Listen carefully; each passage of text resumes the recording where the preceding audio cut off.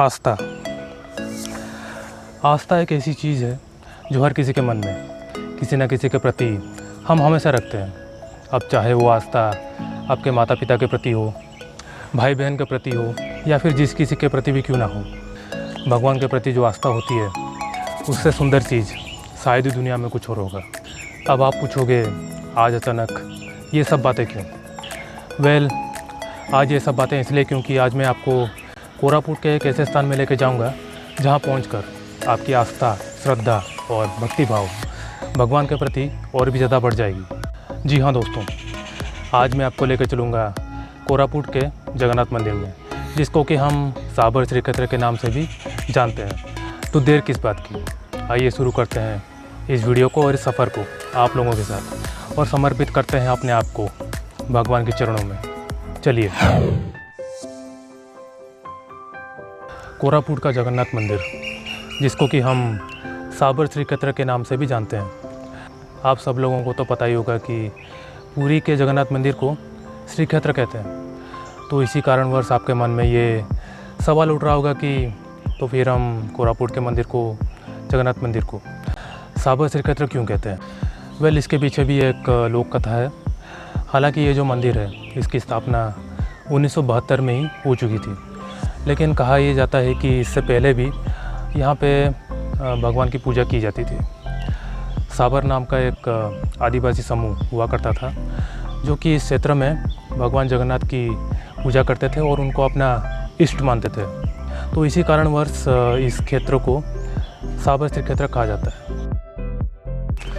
आप सभी लोगों को तो पता ही होगा कि पुरी में हर 12 साल में भगवान की मूर्तियों को बदला जाता है। तो ये जो प्रक्रिया है उसे हम नवकळेबर कहते हैं। उस समय भगवान की मूर्तियों को एक खास प्रकार के लकड़ियों से निर्माण किया जाता है और उन लकड़ियों को दारू कहा जाता है। 1969 में यानी कि 1969 में जब पुरी में नवकळेबर हुआ था, तब उस समय भगवान के मूर्तियों के निर्माण के बाद कुछ दारू की लकड़ियाँ बाकी रह गई थी।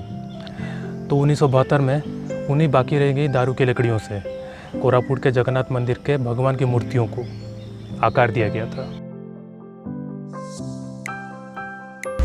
और एक ख़ास बात इस मंदिर की यह है कि यह मंदिर केवल भगवान जगन्नाथ को ही समर्पित नहीं है, अन्य कई सारे देवी देवताओं के मंदिर भी आपको इस मंदिर के परिसर में देखने को मिल जाएंगे। राधा और कृष्ण की सुंदर प्रतिमूर्ति आपको इस मंदिर के परिसर में देखने को मिल जाएंगी, और अन्य कई सारे मंदिर जैसे कि भगवान सूर्य का मंदिर, भगवान गणेश का मंदिर, माँ लक्ष्मी, माँ बिमला, माँ सरस्वती, लक्ष्मी नरसिंह, नवग्रह के मंदिर, ये सब मंदिर आपको इस मंदिर के परिसर में मिलेंगे।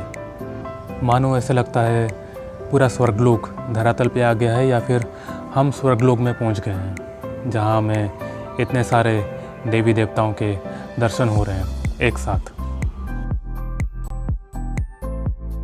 और एक ख़ास बात इस मंदिर की यह है कि हर प्रकार के लोगों को इस मंदिर में प्रवेश दिया जाता है, चाहे वो किसी भी धर्म, जाति या फिर वर्ग का क्यों ना हो। हर किसी को यहाँ पे आने की अनुमति है, जो कि पुरी के मंदिर के नियमों से थोड़ा बहुत अलग है। हालांकि बहुत ही ज़्यादा अलग है, क्योंकि पुरी के मंदिर में केवल हिंदुओं और सिखों को प्रवेश दिया जाता है। हालांकि उसके पीछे भी एक अलग कहानी है, जिसके बारे में हम बाद में कभी चर्चा करेंगे। तो यहाँ पे जगन्नाथ महाप्रभु के जितने सारे रूप हैं उनको यहाँ पे दर्शाया गया है। आप देख सकते हैं, सब नाम लिखा गया है, जितने भी सब रूप हैं उनके। जी हाँ दोस्तों, आप सभी लोगों को तो पता ही होगा कि रथ यात्रा के समय भगवान जगन्नाथ को अलग अलग वेशों में उनको सजाया जाता है। तो भगवान की उन्हीं सब वेशों को आप कोरापुट के मंदिर के परिसर में देख पाएंगे। एक तरीके से आप कह सकते हो कि आप भगवान के दर्शन करते करते उनको और भी गहराई से जान पाएंगे उनके वेशों के द्वारा, नाम सहित।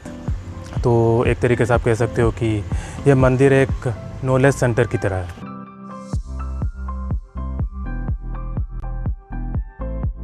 जगन्नाथपुरी में श्रद्धालु अपने रथ को खींचने से पहले पुरी के जो राजा होते हैं वो तीनों रथों को झाड़ू से साफ़ करते हैं, जिस प्रक्रिया को हम छेरा पोरा कहते हैं। तो जब यह प्रक्रिया कोरापुट में की जाती है तो किसी राजा को नहीं बुलाया जाता, बल्कि जो अलग अलग ट्राइबल ग्रुप्स होते हैं, आदिवासी समूह, उनमें से किसी एक आदिवासी मुखिया को ये काम दिया जाता है भगवान की सेवा करने का।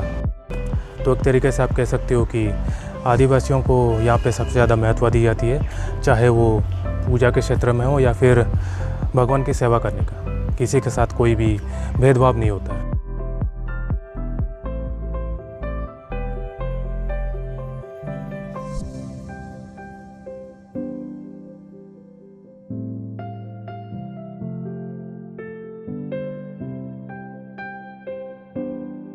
जैसा कि मैंने पहले बताया था कि यह मंदिर केवल भगवान जगन्नाथ को ही समर्पित नहीं है, अन्य कई सारे देवी देवताओं की पूजा को भी यहाँ पे स्थान मिलता है, और उनमें से एक हैं भगवान महादेव।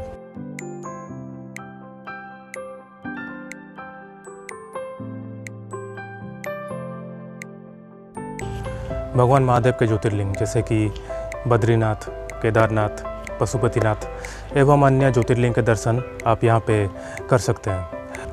तो श्रद्धालु एवं भक्तों का समागम आपको हर देवी देवताओं का यहाँ पे देखने को मिल जाएगा।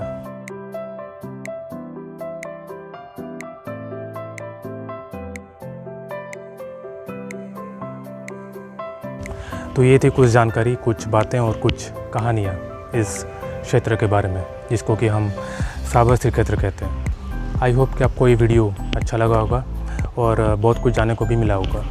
और आखिर में बस इतना कहूँगा कि जीवन में चाहे जो भी कीजिए, कोशिश हमेशा कीजिए कि जीवन में अच्छे कर्म करने की, लोगों के साथ अच्छा व्यवहार रखने की और हमेशा एकजुट रहने की, क्योंकि हमारा सनातन धर्म हमें यही सब सिखाता है। और जीवन के आखिर में हम सभी को भगवान के शरण में ही जाना है। तो इसी नोट के साथ आपसे विदा लेता हूँ। मिलेगा अगली बार किसी और नई वीडियो में एक और नए सफ़र के साथ। तब तक के लिए बाय एंड टेक केयर।